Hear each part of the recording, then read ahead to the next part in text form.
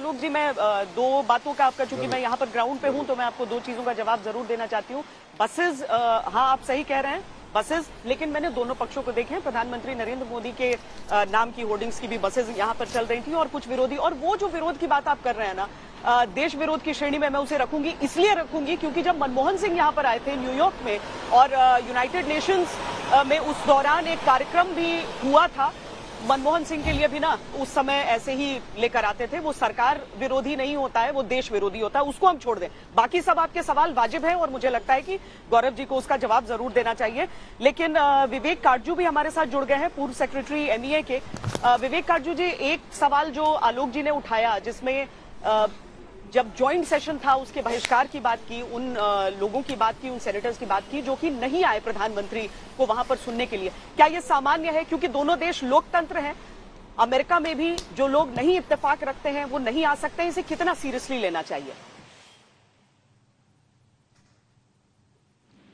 भारत के और अमेरिका के आर्थिक और सामाजिक और इसके जरिए हमारे आगे बढ़ रहे हैं। और अब जो संसद में कार्यक्रम हुआ वो भी विवेक जी, आपकी आवाज ठीक से हमारे तक नहीं पहुंच रही है, हम आपका ऑडियो अभी ठीक करवाते हैं। वारिस पठान जी, असदुद्दीन ओवैसी की तरफ से बहुत कड़े शब्दों में प्रधानमंत्री के इस दौरे के बारे में टिप्पणियां की गई हैं। आलोक जी ने कहा कि केवल उस बयान के उस हिस्से से कांग्रेस पार्टी को आपत्ति नहीं है, उन्होंने एक फेहरिस्त गिना दी है अलग अलग डील्स को लेकर भी, भारत को क्या फायदा होगा, वो बहुत सारी चीजें।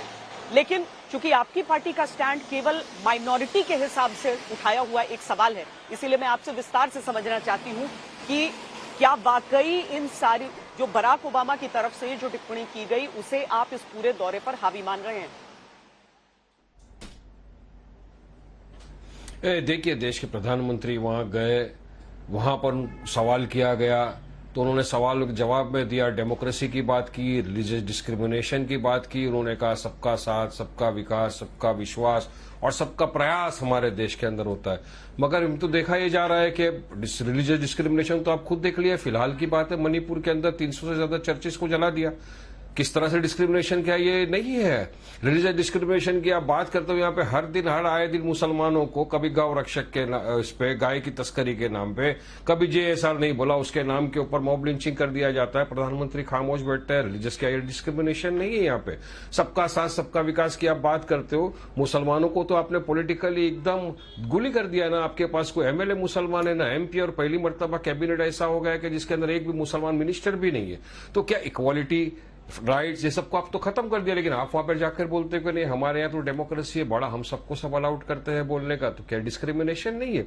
मैं पूछना चाहूंगा देश के प्रधानमंत्री से कि आप वहां गए, आपने जो बोला, आपको वहां पे बात करना चाहिए था मणिपुर के बारे में भी। बराक ओबामा जो अर्लियर प्रेसिडेंट रह चुके हैं यूनाइटेड स्टेट्स के, उन्होंने कल एक इंटरव्यू में साफ से कहा कि यहां पर मुस्लिम माइनॉरिटी जो है उसके साथ सही व्यवहार नहीं हो रहा है, एथनिक माइनॉरिटीज के खिलाफ गलत व्यवहार हो रहा है। अगर इसी तरह से ये चलता रहा तो यहां पर देश की हालत बहुत खराब हो जाएगी, जो इंडिया के लिए सही नहीं है। उन्होंने ये कहा कि मैं प्रधानमंत्री को जानता हूं, अगर मैं उनसे मिलता तो सबसे पहले मैं उनसे कन्वर्सेशन में ये वाली बात कहता। तो अगर इतना बड़ा एक्स प्रेसिडेंट बोल रहा है, मतलब कुछ तो देश के अंदर ऐसा हो रहा है। आप देखिए एक्सप्रेशन का है, फ्रीडम ऑफ एक्सप्रेशन की आप बात करते हो, फ्रीडम ऑफ एक्सप्रेशन के नाम पे कितने जर्नलिस्ट ने आपकी तरह छोटा जी कुछ भी लिख दिया, उनको उठा के आपने जेलों के अंदर भर दिया। जुनैद नसीर जैसे लोगों का अगर गांव के नाम के ऊपर हत्या कर दी जाती है, उनको किडनैप करके, प्रधानमंत्री जी तो खामोश बैठते हैं।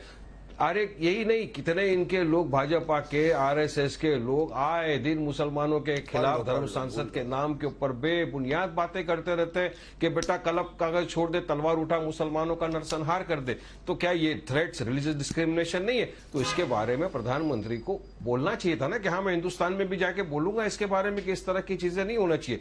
मगर प्रधानमंत्री ने इन तमाम किसी बातों का जवाब नहीं दिया। बात नंबर 2, प्रधानमंत्री वहां पहली बार तो नहीं, और भी लोग गए, पहले भी प्रधानमंत्री जा चुके हैं, सब सबका इस्तेकबाल इसी तरह हुआ है। मगर हमने जो देखा हमको खुद को अच्छा नहीं लगा। वहां गाड़ियां घूम रही है, उस पर लिखा हुआ है एलईडी, आप तो वहीं है श्वेता जी, आप तो खुद देख सकती है कि एलईडी के ऊपर लिखा हुआ है कि a Jordan please ask, a Biden please ask प्रधानमंत्री मोदी। बारिश पठान जी, देखिए ओवैसी जी का भी मैं सम्मान इसलिए करती हूँ क्योंकि वो भारत के बाहर जाकर भारत के विरोध की बात नहीं करते हैं। चाहे उनसे पाकिस्तानी क्यों ना पूछ लें कि पाकिस्तानी मुसलमान क्या हमारे भाई हैं, वो कहते हैं कि नहीं भाई, वो अपना सीधे शब्दों में कसाब तक की बात पाकिस्तानियों के सामने कर देते हैं। इसीलिए उस चीज का मैं इस चीज के लिए कह रही हूँ कि ये जो लोग आज बस लेकर चल रहे हैं, वो लोग मनमोहन सिंह के समय भी उतना ही विरोध करते थे। वो देश का विरोध होता था, वो देश का विरोध होता था सर। वो बस वाली बात आप छोड़ दीजिए, वो चीजें ना दिल को चुभती हैं जब आप देखते हैं, क्योंकि वो एक व्यक्ति का विरोध नहीं कर रहे हैं और वो जमाने से कर रहे हैं।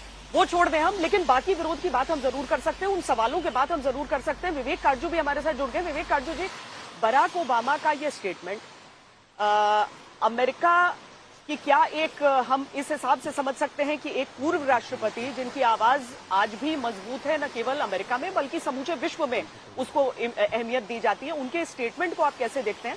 और साथ में मैं आपसे ये भी पूछ रही हूं कि जब नहीं आना सुनने के लिए तालियां बजी, वहां पर लोग उठ कर आए, हाथ मिलाने के लिए आए, सेल्फीज खिंचवाने के लिए आए, बहुत ज्यादा प्रेम दिखा, लेकिन साथ में एक ऐसा हिस्सा था, एक ऐसा धड़ा था जो नहीं आया सुनने के लिए। इसे किस हिसाब से हम देखें भारत के लिहाज से? देखिए, अब एक अंतर्राष्ट्रीय लिबरल ओपिनियन है जिसको ओबामा जी भी मानते हैं, वो मोदी सरकार की कुछ नीतियों पर से आपत्ति करती है। ये आज की बात नहीं है, ये बहुत सालों से चल रहा है। मोदी सरकार ने उसको नजरअंदाज किया है, बाइडेन सरकार ने भी उसको बहुत हद तक नजरअंदाज किया। क्यों? और ये एक महत्वपूर्ण बात है समझने की कि अमेरिका और भारत के जो रिश्ते हैं, जैसे कोई भी अंतर्राष्ट्रीय स्तर पर रिश्ते होते हैं देशों के, वो हितों के आधार पे चलते हैं। आज के दिन अमेरिका और भारत के हित सामरिक और आर्थिक मिलते हैं, शख्सियत की बात नहीं है। पहले क्या पाकिस्तान डिक्टेटरशिप नहीं थी जब अमेरिका पाकिस्तान को गले लगाता था? तो जरूर, क्योंकि भारत एक डेमोक्रेटिक कंट्री है, तो इसलिए मेरा मानना है कि जो भी हमसे इत्तेफाक नहीं रखता है